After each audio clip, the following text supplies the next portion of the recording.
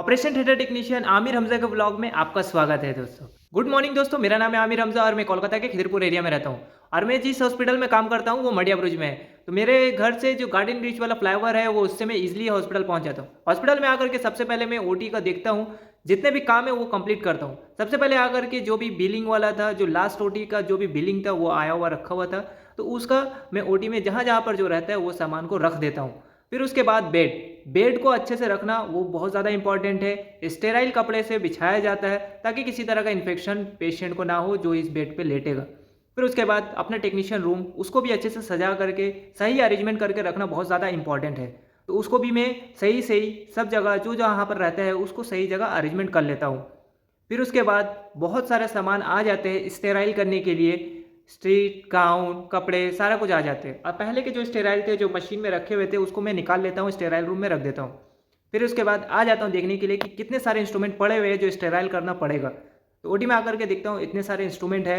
और भी इंस्ट्रूमेंट रखे हुए थे, वो सारा इंस्ट्रूमेंट एक एक करके सारे ओटी से निकाल लेता हूँ, जहाँ पर मुझे जा करके स्टेराइल रूम में जा करके स्टेराइल करना पड़ेगा।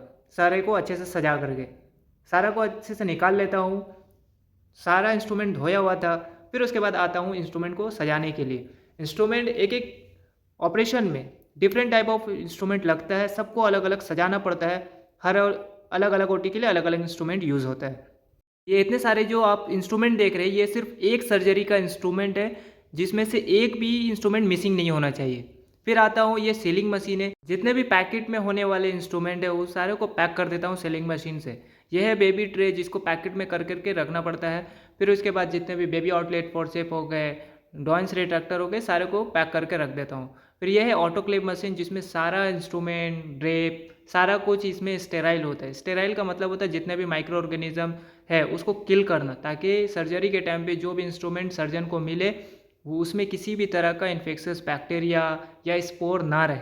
मशीन को अच्छे से पैक करता हूँ, क्लोज करता हूँ, चालू कर देता हूँ। फिर उसके बाद आकर के अपना खुद का भी सेफ्टी ज़रूरी है, इसलिए हाथ को अच्छे से क्लीन कर लेता हूँ काम करने के बाद। फिर उसके बाद अपना पढ़ाई करता हूँ। वहाँ करके पढ़ाई भी बहुत ज़्यादा इंपॉर्टेंट है, स्टडी भी बहुत ज़्यादा इंपॉर्टेंट है। तो आज का ब्लॉग दोस्तों मेरा यहीं पर ख़त्म होता है। अगर मेरा ब्लॉग आपको अच्छा लगे तो सब्सक्राइब ज़रूर से कर ले।